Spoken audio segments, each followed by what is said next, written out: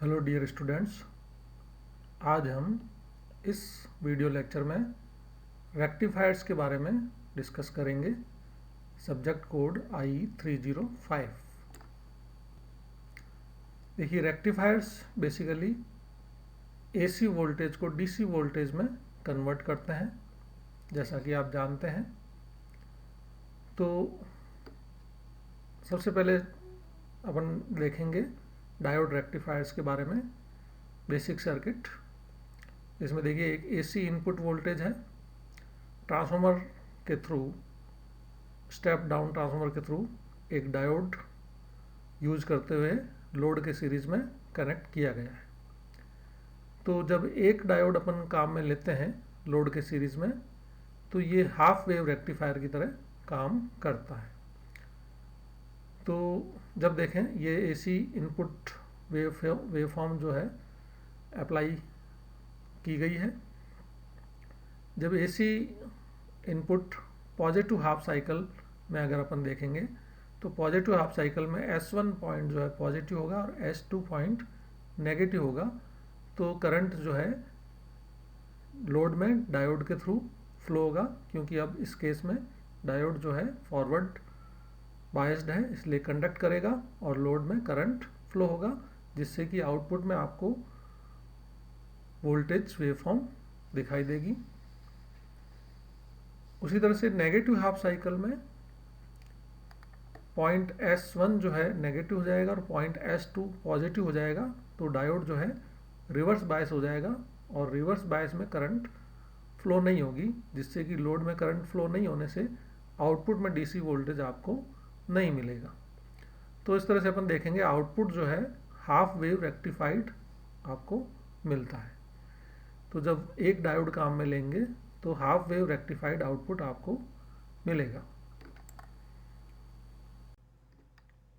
Next, full wave diode rectifiers, जो कि इस डायग्राम में दिखाया गया है।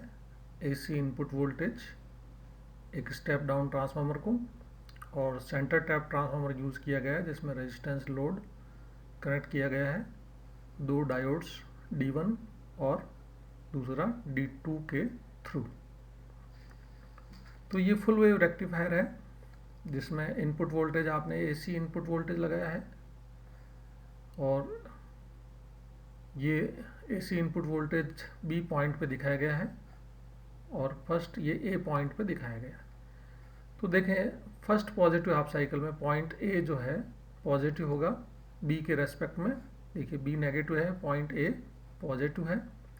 तो पॉजिटिव हाफ साइकिल में डायोड D1 जो है कंडक्ट करेगा और रेजिस्टेंस में करंट फ्लो होगा D1 डायोड के थ्रू, जिससे कि आपको आउटपुट में वोल्टेज मिलेगा D1 डायोड के कंडक्ट होने के कारण, और आउटपुट में करंट भी फ्लो होगी। फिर जब पॉइंट B पॉजिटिव हो जाएगा तो डायोड D2 कंडक्ट करेगा। नेक्स्ट पॉजिटिव हाफ साइकिल में डायोड D2 कंडक्ट करेगा, क्योंकि ये फॉरवर्ड बायस हो गया। देखिए, करंट लोड में सेम डायरेक्शन में फ्लो होगी, तो आपको आउटपुट में भी उसी पॉजिटिव डायरेक्शन में वोल्टेज मिलेगा डायोड D2 के कंडक्ट होने के कारण। इस तरह से अल्टरनेटली डायोड D1 और डायोड D2 जो है कंडक्ट करते रहेंगे और आपको full wave rectified output voltage इसमें मिलेगा। तो इस तरह से सेंटर टैप ट्रांसफार्मर को यूज़ करते हुए फुल वेव रेक्टिफायर आप दो डायोड्स D1 और D2 को यूज़ करते हुए बना सकते हैं और आउटपुट में full wave rectified output voltage मिलेगा। उसी तरह से जब एक ब्रिज रेक्टिफायर काम में लेंगे अपन, जैसे इसमें ब्रिज रेक्टिफायर काम में लिया गया है, AC इनपुट वोल्टेज अपन लगाएंगे, तो पॉजिटिव हाफ साइकिल में देखेंगे डायोड D1 कंडक्ट करेगा, क्योंकि पॉजिटिव हाफ साइकिल में डायोड D1 फॉरवर्ड बायस्ड होगा लोड के थ्रू और डायोड D2 के थ्रू वापस करंट जो है फ्लो होगा। तो डायोड D1 और D2 कंडक्ट करेंगे, जिससे के कारण लोड में एक डायरेक्शन में करंट फ्लो होगा और आपको आउटपुट में वोल्टेज मिलेगा। उसी तरह से जब नेगेटिव हाफ साइकिल होगा, जब ये पॉइंट पॉजिटिव होगा और ये नेगेटिव होगा, तो डायोड D3 कंडक्ट करेगा और लोड में उसी डायरेक्शन में करंट मिलेगा और रिटर्न करंट जो है आपको D4 के थ्रू मिलेगा। तो इस तरह से दोनों ही हाफ साइकिल में लोड में करंट एक ही डायरेक्शन में फ्लो होगा, जिससे कि आउटपुट वोल्टेज आपको फुल वेव रेक्टिफाइड मिलेगा। अब आपने कैपेसिटर कनेक्ट किया है लोड के अक्रॉस, जिससे कि कैपेसिटर चार्ज होगा जब वोल्टेज लोड में पॉजिटिव वोल्टेज मिल रहा है, चार्ज होगा और बीच के पीरियड में डिस्चार्ज होगा। फिर जब वापस वोल्टेज मिलेगा तो चार्ज होगा और डिस्चार्ज होगा। इस तरह से कैपेसिटर जो है आउटपुट वोल्टेज को स्मूथ करने का काम करेगा। तो एक तरह से ये फिल्टर की तरफ भी काम करता है, स्पाइक्स को कम कर देगा और वोल्टेज को कंटिन्यूस आपको सप्लाई करेगा। तो इस तरह से ये फुल वेव रेक्टिफायर 4 डायोड को यूज करते हुए अपन काम में ले सकते हैं, जिससे कि AC इनपुट वोल्टेज को आप DC में कन्वर्ट कर सकते हैं। देखिए यही फुल वेव रेक्टिफायर ब्रिज के फॉर्म में एक अलग फॉर्म में दिखाया गया है, जिसमें चारों डायोड के मुंह ऊपर की तरफ है और बीच के पॉइंट से जो है ट्रांसफार्मर के इनपुट कनेक्ट किया गया है। वही सर्किट है बेसिकली। पॉजिटिव हाफ साइकिल में पॉइंट ये पॉजिटिव होगा, डायोड D1 और D4 कंडक्ट करेगा, और नेगेटिव हाफ साइकिल में पॉइंट ये पॉजिटिव हो जाएगा, जिससे डायोड D3 और डायोड D2 कंडक्ट करेंगे। तो आउटपुट में full wave rectified output voltage मिलेगा। तो AC इनपुट जो है ये output rectified full wave rectified output में आपको प्रोवाइड करेगा। तो इस तरह से ये डायोड रेक्टिफायर वर्क करता है, इनपुट AC वोल्टेज को फुल्ली रेक्टिफाइड फॉर्म में DC में कन्वर्ट कर देता है। अब नेक्स्ट देखिए, अगर अपन एक डायोड की जगह पे SCR को काम में लें तो SCR को अपन स्विच ऑन कर सकते हैं, ट्रिगर कर सकते हैं किसी भी फायरिंग एंगल पे। तो इस केस में अपन इस रेक्टिफायर को, हाफ वेव रेक्टिफायर को कंट्रोल्ड रेक्टिफायर कहेंगे, और इस केस में कंट्रोल्ड रेक्टिफायर इंडक्टिव लोड के साथ में दिखाया गया है। तो ये देखिए इनपुट वोल्टेज जो आपने अप्लाई की है, मान लीजिए SCR को अल्फा फायरिंग एंगल पे फायर किया है। तो जैसे ही अल्फा फायरिंग एंगल पे फायर करेंगे तो लोड में करंट फ्लो होगा और आउटपुट में वोल्टेज आपको मिलेगा। अब यहाँ पे इस पॉइंट पे SCR वैसे रिवर्स बायस हो जाता है, लेकिन इंडक्टेंस के कारण ये SCR आगे तक कंडक्ट करेगा, क्योंकि इंडक्टर में करंट इमीडिएटली स्टॉप नहीं हो सकती। तो इंडक्टर की करंट के कारण SCR आगे तक चलेगा, क्योंकि SCR के अंदर जो करंट है वो होल्डिंग करंट से कम जब तक नहीं होगी जब तक SCR ऑफ नहीं होगा, इसलिए ये आगे तक कंडक्ट करेगा। और नेक्स्ट नेगेटिव हाफ साइकिल में SCR कंडक्ट नहीं करेगा, क्योंकि रिवर्स बायस्ड है, और फिर वापस से जब पॉजिटिव हाफ साइकिल आएगा तब आप SCR को अल्फा फायरिंग एंगल पे ट्रिगर कर सकते हैं, जिससे आपको वही वेव शेप मिलेगी। अगर करंट की वेव फॉर्म देखें तो जिस पॉइंट से SCR को आपने फायर किया और जिस पॉइंट तक SCR कंडक्ट करता है वहाँ तक आपको करंट मिलेगी। अल्फा पॉइंट से लेके पाई प्लस बीटा एंगल तक जो है कंडक्शन होगा। उसी तरह से नेक्स्ट पॉजिटिव हाफ साइकिल में भी कंडक्शन होगा। तो इस तरह से ये लोड करंट वेव फॉर्म आपको इस तरह से मिलेगी। तो अगर SCR को काम में लेते हैं डायोड की जगह पे, तो आप किसी भी फायरिंग एंगल पे जो है SCR को फायर कर सकते हैं, और इंडक्टेंस के कारण SCR थोड़ा आगे तक कंडक्ट करेगा। प्योर रेजिस्टिव लोड में ये T1 पॉइंट तक ही कंडक्ट करेगा, और SCR जैसे ही रिवर्स बायस होगा ऑफ हो जाएगा। तो ये इस तरह से कंट्रोल्ड रेक्टिफायर काम करता है, जिससे कि आप लोड में पावर को कंट्रोल कर सकते हैं, लोड में DC पावर को कंट्रोल कर सकते हैं। उसी तरह से अगर चारों SCR ब्रिज में जो आप bridge half wave full wave rectifier है उसमें चारों डायोड की जगह पे चारों SCR काम में ले सकते हैं, तो उससे ये फुल वेव कंट्रोल्ड रेक्टिफायर या फुली कंट्रोल्ड रेक्टिफायर बन जाएगा। और उसी तरह से पॉजिटिव हाफ साइकिल में SCR1 एंड SCR4 कंडक्ट करेंगे जिससे लोड में एक डायरेक्शन में करंट फ्लो होगा। नेगेटिव हाफ साइकिल में SCR3 और SCR2 कंडक्ट करेंगे जिससे कि लोड में करंट उसी डायरेक्शन में फ्लो होगा और फुल वेव रेक्टिफाइड आउटपुट मिलेगा। तो ये देखिए AC इनपुट वोल्टेज है, SCR फायरिंग एंगल यहाँ पे दिखाया गया है, ये यहाँ पे। तो जैसे ही SCR को पल्स मिलेगी SCR कंडक्ट करेगा। देखिए यहाँ पे SCR ऑफ हो गया क्योंकि ये प्योर रजिस्टिव लोड में दिखाया गया है। जब जीरो वोल्टेज हो जाता है या हल्का सा भी नेगेटिव वोल्टेज जब स्टार्ट हो जाता है तब SCR रिवर्स बायस हो जाता है और रजिस्टिव लोड में SCR आसानी से ऑफ हो जाता है। इसको नेचुरल कम्यूटेशन भी बोलते हैं अपन। फिर नेक्स्ट नेगेटिव हाफ साइकिल में भी नेक्स्ट SCR3 और SCR2 जो है ऑन हो जाएंगे तो आपको फिर आउटपुट वोल्टेज मिलेगा। इस तरह से full wave rectified output voltage मिलेगा with firing angle control.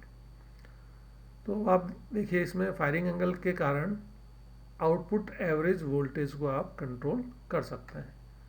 Firing angle delay करेंगे मीन्स ज़्यादा करेंगे, जैसे 30 डिग्री से बढ़ा के आपने 60 डिग्री कर दिया तो लोड में एवरेज वोल्टेज कम हो जाएगा। अगर फायरिंग एंगल एडवांस करेंगे, एडवांस का मतलब है जैसे 30 डिग्री था आपने 0 डिग्री कर दिया तो आउटपुट में एवरेज वोल्टेज ज़्यादा मिलेगा। Firing angle alpha equal to 0 का मतलब है डायोड वाला केस। उसी तरह से आपको सेम वोल्टेज की तरह ही करंट वेव शेप मिलेगी क्योंकि ये प्योर रजिस्टिव लोड है। प्योर रजिस्टिव लोड में वोल्टेज वेव फॉर्म और करंट वेव फॉर्म में फेज एंगल नहीं होता है, दोनों सेम पॉइंट पे स्टार्ट होती है और सेम पॉइंट पे ऑफ भी होएगी। तो इस तरह से ये full wave controlled rectifier SCR को यूज़ करते हुए आप बना सकते हैं। लोड में DC पावर कंट्रोल किया जा सकता है। इसी को देखिए आप विद इंडक्टिव लोड कैसा होगा। इनपुट वेव शेप दिखाई गई है। ये जब भी SCR फायर होगा, ये SCR यहाँ फायर हो गया और इंडक्टिव लोड के कारण आगे तक चलेगा। यहाँ पे ऑफ हो गया SCR। करंट जो है इस जब SCR ऑन हो गया और SCR से ऑफ होने तक करंट फ्लो होगी क्योंकि SCR में कंडक्शन चालू रहेगा इस पॉइंट तक। फिर नेक्स्ट थोड़े टाइम बाद में नेक्स्ट फायरिंग पल्स SCR को मिल जाएगी और वापस SCR ऑन हो जाएगा और आगे तक चलेगा। उसी तरह से आपको करंट भी मिलेगी। तो इस तरह से दोनों हाफ साइकिल में आपको वोल्टेज और करंट वेव शेप मिलेगी लोड में। तो full wave rectifier with inductive load में पावर को फायरिंग एंगल कंट्रोल करने से आप कर सकते हैं। यही वेव शेप वापस से दिखाई गई। देखिए इनपुट वोल्टेज वेव शेप। अब देखिए SCR आगे तक कंडक्ट नहीं कर रहा है, इसका मतलब ये रेजिस्टिव लोड है। इंडक्टिव लोड में देखेंगे SCR आगे तक कंडक्ट करेगा और कंडक्शन ख़त्म नहीं हुआ उससे पहले ही अगर आपने फायरिंग पल्स दे दिए तो वापस से SCR कंडक्शन नेक्स्ट जो पेयर है वो चालू हो जाएगा SCR का कंडक्शन। और लोड में आपको देखिए कंटिन्यूस वेव फॉर्म मिलेगी, मतलब बीच में गैप नहीं आएगा, SCR ऑफ नहीं हो रहा है या लोड में करंट जो है डिसकंटिन्यूस नहीं हो रही है, तो इसको कंटिन्यूस कंडक्शन बोलते हैं अपन। ये तब होता है जब SCR पहले वाला पेयर SCR का बंद होने से पहले ही आपने नेक्स्ट पेयर को फायरिंग पल्स दे दी, तो उस केस में जो है कंटिन्यूस कंडक्शन मिलेगा और इस तरह की वेव शेप आपको लोड में मिलेगी जब इंडक्टिव लोड हो। हैवी इंडक्टिव लोड के केस में अक्सर ऐसा होता है कि आपको कंटिन्यूस कंडक्शन मिलता है, लोड में करंट भी कंटिन्यूस मिलेगी। फिर नेक्स्ट देखिए फुल कंट्रोल्ड ब्रिज रेक्टिफायर जो है उसमें अगर अपन फ्लाईव्हील डायोड लगा दें, एक ये फ्लाईव्हील डायोड है, लोड के पैरेलल में एक फ्लाईव्हील डायोड लगा दिया है आपने, उससे क्या होगा कि जो SCR कंडक्टिंग स्टेज में था, जैसे मान लीजिए SCR 1 और 4 पॉजिटिव हाफ साइकिल के केस में कंडक्ट कर रहा था, तो जैसे ही वोल्टेज 0 पहुंचेगा वो SCR ऑफ हो जाएगा और इंडक्टर में जो करंट है वो डायोड के थ्रू बाईपास हो जाएगा, मीन्स डायोड के थ्रू फ्लो होता रहेगा और SCR में वो करंट फ्लो नहीं होगा, क्योंकि SCR 1 और SCR 4 अदरवाइज कंडक्ट करते इंडक्टेंस के कारण। अब चूंकि आपने फ्लाईव्हील डायोड लगा दिया है तो ये SCR तक करंट जाने नहीं देगा, लोड में करंट को फ्लाईव्हील डायोड खुद ही सर्कुलेट कर लेगा, जिससे कि SCR ऑफ हो जाएगा जल्दी से, 0 वोल्टेज आते ही या हल्का सा नेगेटिव बायस मिलते ही SCR ऑफ हो जाएगा, तो आगे तक कंडक्ट नहीं करेगा इंडक्टिव लोड होते हुए भी। तो ये फ्लाईव्हील डायोड का काम होता है, वो SCR को रिलीव कर देता है और जिससे कि SCR ऑफ हो जाता है, ताकि नेक्स्ट जो पेयर है आप उसको आसानी से ट्रिगर कर सकें। तो इस तरह से फ्लाईव्हील डायोड जब यूज़ करेंगे तो वेव शेप वैसी ही मिलेगी जैसी कि रेजिस्टिव, प्योर रेजिस्टिव लोड में मिलती है। तो ये फ्लाईव्हील डायोड यूज़ करने से वेव फॉर्म इस तरह से मिलेगी आपको। नेक्स्ट देखिए 3 phase half wave rectifier using diodes. तो 3 फेज रेक्टिफायर्स बनाने के लिए आप 3 फेज ट्रांसफार्मर काम में लेंगे, जैसे इस केस में डेल्टा स्टार ट्रांसफार्मर काम में लिया गया है। तो इनपुट साइड में डेल्टा ट्रांसफार्मर है और सेकेंडरी साइड में स्टार ट्रांसफार्मर है। पर फेज एक डायोड काम में लिया गया है, हर फेज में एक diode D1, D2 and D3 use किया गया है। जैसे A voltage, B and C voltage, तीनों फेज वोल्टेज आपको इस वेक्टर डायग्राम में दिखाए गए हैं, VA, VB एंड VC। अगर इंडक्टिव लोड होगा तो लोड करंट जो है फेज वोल्टेज से लैग करेगा, उसी तरह से IB करंट भी फेज वोल्टेज से लैग करेगा और IC करंट भी फेज वोल्टेज से लैग करेगा। केवल इंडक्टिव सर्किट में, अगर प्योर रेजिस्टिव सर्किट है तो फेज करंट और फेज वोल्टेज सेम फेज में होंगे। तो इस तरह से जैसे फेज सीक्वेंस ABC है, तो पहले A वोल्टेज हाईएस्ट होगा, उसके बाद में B वोल्टेज और उसके बाद में C वोल्टेज, जैसा कि इस डायग्राम में वेव फॉर्म में दिखाया गया है। A वोल्टेज पहले, उसके बाद में B वोल्टेज और उसके बाद में C वोल्टेज। तो सबसे पहले A वोल्टेज देखिए इस पॉइंट से लेके इस पॉइंट तक दूसरे बाकी फेज वोल्टेज से ज़्यादा है, तो केवल वही फेज में जो डायोड कनेक्ट किया गया है वो कंडक्ट करेगा उस पॉइंट से लेके इस पॉइंट तक, और आपको आउटपुट लोड में ये वोल्टेज मिलेगा। उसी तरह से नेक्स्ट जब B फेज सीक्वेंस के कारण B फेज हाईएस्ट हो जाएगा बाकी फेज वोल्टेजेस से, तो B फेज वाला डायोड जो है D2 कंडक्ट करेगा और आपको आउटपुट में वोल्टेज मिलेगा। उसी तरह से फिर बाद में इस पॉइंट से लेके इस पॉइंट तक C फेज का वोल्टेज हाईएस्ट होगा, तो C फेज का डायोड फॉरवर्ड बायस्ड होगा, बाकी डायोड रिवर्स बायस होंगे, तो उस C means D3 diode conduct करेगा और उसके कारण आपको आउटपुट वोल्टेज मिलेगा। इस तरह से D1, D2 एंड D3 उसी फेज सीक्वेंस में कंडक्ट करेंगे। ABC फेज सीक्वेंस है तो उसी फेज सीक्वेंस में कंडक्ट करेंगे और आपको आउटपुट में full wave half wave rectified output voltage मिलेगा। हालांकि यहाँ पे दिख रहा है फुल वेव रेक्टिफाइड वोल्टेज, लेकिन ये पर फेज एक डायोड आपने काम में लिया है, इसलिए इसको हाफ वेव रेक्टिफायर कहेंगे, हाफ वेव 3 फेज रेक्टिफायर कहेंगे। उसी तरह से 3 फेज फुल वेव रेक्टिफायर, तो देखिए स्टार डेल्टा से स्टार में, डेल्टा स्टार 3 फेज ट्रांसफार्मर, और उसके बाद में ये 6 डायोड्स ब्रिज में काम में लिए गए हैं। 6 डायोड को ब्रिज में D1, D3, D5, D4, D6 and D2, ये 6 डायोड ब्रिज फॉर्म में कनेक्ट किए गए हैं।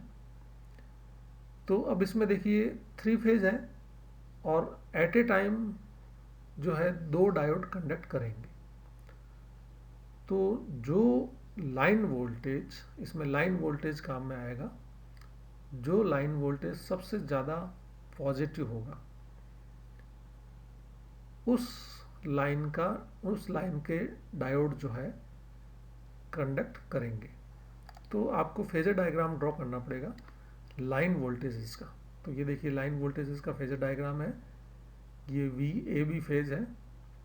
उसके बाद में जो नेक्स्ट पॉजिटिव होगा वो VAC वोल्टेज होगा। अगर आप 3 लाइन वोल्टेज को ड्रॉ करेंगे, VAB, VBC एंड VCA, लेकिन ये ब्रिज में कनेक्टेड है इसलिए आपको 3 लाइन वोल्टेज इसको रिवर्स भी करना पड़ेगा, VAC वोल्टेज भी पिक्चर में आएगा इसमें। उसी तरह से VCB वोल्टेज, BC वोल्टेज का रिवर्स, उसी तरह से VBA, AB वोल्टेज का रिवर्स भी पिक्चर में आएगा। तो सबसे पहले VAB वोल्टेज पॉजिटिव होगा, फिर VAC वोल्टेज पॉजिटिव होगा, फिर VBC वोल्टेज पॉजिटिव होगा। इस तरह से ये फेज सीक्वेंस क्लॉकवाइज डायरेक्शन में चलेगी और एक के बाद एक लाइन वोल्टेज जो है पॉजिटिव होते जाएंगे बाकी फेज के कंपैरिजन में। जैसे मान लीजिए अभी VAB वोल्टेज है, पॉजिटिव है बाकी वोल्टेज, बाकी लाइन वोल्टेज के कंपैरिजन में। तो जैसे ये ब्लू लाइन से दिखाया गया है, ये इसका देखिए VAB वोल्टेज है। तो इस पॉइंट से लेके इस पॉइंट तक देखिए केवल VAB वोल्टेज ही सबसे ज़्यादा पॉजिटिव है, बाकी वोल्टेज देखिए इससे नीचे जा रहे हैं, मीन्स वो इसके कंपैरिजन में नेगेटिव है। तो इस पॉइंट से लेके इस पॉइंट तक VAB फेज से जो डायोड कनेक्टेड है, जैसे देखिए VAB A और B, कौन से डायोड, तो A से करंट जाएगी D1 लोड में होते हुए और D6 में वापस B फेज में रिटर्न होगी। तो कौन सा डायोड कंडक्ट करा, D1 एंड D6, क्योंकि B फेज से रिटर्न होगा, AB फेज कंडक्ट कर रहा है, तो A का वोल्टेज B के वोल्टेज से ज़्यादा पॉजिटिव है, तो A से डायोड D1 के थ्रू और डायोड D6 के थ्रू कंडक्शन होगा। तो डायोड D1 और D6 कंडक्ट करेंगे इस पॉइंट से लेके इस पॉइंट तक। ये देखिए यहाँ पे दिखाया गया है, ये VAB वोल्टेज है, इस पॉइंट से लेके इस पॉइंट तक D61 या D16 जो है कंडक्ट करेंगे इस पॉइंट से लेके इस पॉइंट तक, और उसी के लिए लोड में आपको वोल्टेज ये मिलेगा पॉजिटिव रेक्टिफाइड वोल्टेज। उसके बाद में देखिए VAC वोल्टेज। AC वोल्टेज क्या है कि CA वोल्टेज जो था, ये CA वोल्टेज है, CA वोल्टेज का जस्ट रिवर्स, ये CA वोल्टेज है, इसका जस्ट रिवर्स देखिए ये AC वोल्टेज। CA वोल्टेज को जस्ट रिवर्स कर दीजिए आप, AC वोल्टेज मिलेगा। तो इस पॉइंट से लेके इस पॉइंट तक VAC वोल्टेज पॉजिटिव होगा। तो VAC वोल्टेज से जो डायोड कनेक्टेड है, तो A और C, मतलब A में से जाएगा करंट और C में से रिटर्न होगा। तो A में से जाएगा D1 के थ्रू जाएगा और रिटर्न C में होगा, तो D2 के थ्रू देखिए C में रिटर्न होगा, C में रिटर्न होगा। तो D1 और D2 कंडक्ट करेंगे, 1 और 2 डायोड कंडक्ट करेंगे AC फेज के लिए। तो आपका आउटपुट में फिर से रेक्टिफाइड वोल्टेज मिलेगा इस तरह से। उसके बाद में VBC वोल्टेज, तो डायोड D23 मतलब देखिए BC है ना, तो BC में देखिए B से जाएगा करंट, कैसे जाएगा, D3 में से जाएगा और C में रिटर्न करेगा, तो D2 से वापस C में रिटर्न कर रहा है। तो diode D3 and D2 conduct करेगा इस पॉइंट से लेके इस पॉइंट तक, तो आपको आउटपुट में वोल्टेज यहाँ पे मिलेगा। इस तरह से आपको आउटपुट में डीसी वोल्टेज मिलेगा और एवरेज डीसी वोल्टेज आउटपुट मिलेगा। तो इस तरह से ये 3 phase full wave rectifier diode को यूज करते हुए वर्क करता है। यही वोल्टेज वेव शेप इसमें भी दिखाई गई है। देखिए VAC वोल्टेज सबसे अभी इस कंडीशन में सबसे ज़्यादा पॉजिटिव है। उसके बाद में देखिए AC वोल्टेज, ये ग्रीन कलर से दिखाया गया है VAC वोल्टेज। उसके बाद में VBC वोल्टेज, ये VBC वोल्टेज। उसके बाद में VBA वोल्टेज, ये VBA वोल्टेज पॉजिटिव होगा। उसके बाद में VCA वोल्टेज, ये VCA वोल्टेज। और उसके बाद में VCB वोल्टेज, ये VCB वोल्टेज। तो फेज सीक्वेंस का मतलब यही है कि क्लॉकवाइज डायरेक्शन में एक के बाद एक लाइन वोल्टेज पॉजिटिव होते जाएंगे और उसी फेज से जो डायोड कनेक्टेड है वो कंडक्ट करेंगे। तो इस तरह से आउटपुट में आपको रेक्टिफाइड आउटपुट डीसी मिलेगा। अब देखिए अगर इन्हीं डायोड्स की जगह पे आप SCR को काम में ले लें तो ये कंट्रोल्ड रेक्टिफायर बन जाएगा। और कंट्रोल्ड रेक्टिफायर में जैसा कि फायरिंग एंगल कंट्रोल करके और आप आउटपुट में डीसी वोल्टेज को कंट्रोल कर सकते हैं। तो देखिए जैसे ये वोल्ट फेज है अभी पॉजिटिव है और इसमें आपने फायरिंग एंगल इतना डिले होने के बाद में फायर किया SCRs के पेयर को, तो यहाँ से कंडक्शन स्टार्ट होगा और ये जब तक चलेगा जब तक कि नेक्स्ट पेयर फायर नहीं हो जाए। अब नेक्स्ट फेज का जब पेयर फायर होगा तब नेक्स्ट पेयर का कंडक्शन स्टार्ट हो जाएगा। उससे पहले जब तक वही वाले SCR कंडक्ट करते रहेंगे, क्योंकि ये दूसरे SCR फायर ही नहीं हुए तो वोल्टेज पॉजिटिव होगा ही नहीं, तो वोल्टेज पॉजिटिव होगा ही नहीं, यही SCR कंडक्ट करते रहेंगे। क्योंकि ये वोल्टेज पिक्चर में जब ही आएगा जब आपके नेक्स्ट पेयर SCR का फायर होगा, तभी पिक्चर में आएगा। क्योंकि जब SCR फायर ही नहीं हुआ तो वोल्टेज मिल ही नहीं रहा आउटपुट में, तो केवल वही वोल्टेज पॉजिटिव चलता रहेगा। तो इस तरह से आपको आउटपुट में वोल्टेज वेवफॉर्म इस तरह से मिलेगी जैसा कि इंडक्टिव लोड में मिलती है। हालांकि ये इंडक्टिव लोड है नहीं, लेकिन SCR नेक्स्ट पेयर का फायर नहीं हो रहा, इसलिए लोड में वो वोल्टेज पिक्चर में ही नहीं आ रहा है, तो प्रीवियस SCR ही कंडक्ट करते रहेंगे। तो आपको इस तरह से वेवफॉर्म मिलेगी और फायरिंग एंगल कंट्रोल करने से आप एवरेज डीसी वोल्टेज को कंट्रोल कर सकते हैं। तो ये फुल वेव कंट्रोल्ड रेक्टिफायर बन जाएगा जिससे कि लोड में आप डीसी वोल्टेज को कंट्रोल कर सकते हैं, लोड में पावर को कंट्रोल कर सकते हैं। 3 फेज होने से लोड में ज़्यादा पावर को आप कंट्रोल कर सकते हैं। एक फेज के बजाय 3 फेज है, इसलिए ज़्यादा पावर लोड में, जब लोड में पावर की रिक्वायरमेंट ज़्यादा होती है तो 3 फेज रेक्टिफायर आप काम में लेते हैं सिंगल फेज की बजाय। ये एक एप्लीकेशन दिखाई गई है जिसमें 3 फेज कंट्रोल्ड रेक्टिफायर से डीसी मोटर को, लोड को चलाया जा रहा है। डीसी मोटर के इनपुट पे एवरेज जो डीसी वोल्टेज है वो कंट्रोल होगा फायरिंग एंगल को कंट्रोल करने से, और उससे मोटर की स्पीड जो है चेंज होगी। फायरिंग एंगल चेंज करने से मोटर की स्पीड चेंज होगी। अगर आप फायरिंग एंगल डिले करेंगे, कहने का मतलब है 30 डिग्री से मान लीजिए 60 डिग्री कर दिया, तो फायरिंग एंगल डिले करने से एवरेज वोल्टेज कम हो जाएगा और डीसी मोटर की स्पीड कम हो जाएगी। एवरेज वोल्टेज कम होने से डीसी मोटर की स्पीड कम हो जाएगी। फायरिंग एंगल एडवांस करेंगे, जैसे मान लीजिए पहले 30 डिग्री था और आपने 0 डिग्री कर दिया, तो फायरिंग एंगल एडवांस करने से एवरेज वोल्टेज अब ज़्यादा मिलेगा लोड में, तो स्पीड बढ़ जाएगी। तो इस तरह से फायरिंग एंगल कंट्रोल करने से आप मोटर की स्पीड को कंट्रोल कर सकते हैं। तो एक ये रियल एप्लीकेशन है फुल्ली कंट्रोल्ड ब्रिज रेक्टिफायर की, जिससे कि इलेक्ट्रिकल लोड जो कि मोटर है उसकी स्पीड को कंट्रोल किया जा रहा है। कि सेम वही डायग्राम दिखाया गया है वापस, जिसमें मोटर को एक ब्लॉक की फॉर्म में दिखाया गया है। क्योंकि मोटर का बैक ईएमएफ होता है तो वो बैक ईएमएफ भी आपको पिक्चर में दिखाई देगा, और बैक ईएमएफ ही बेसिकली एक एवरेज वोल्टेज को रिप्रेजेंट करता है। तो इस लेक्चर को यहीं कंक्लूड करते हैं। Thank you.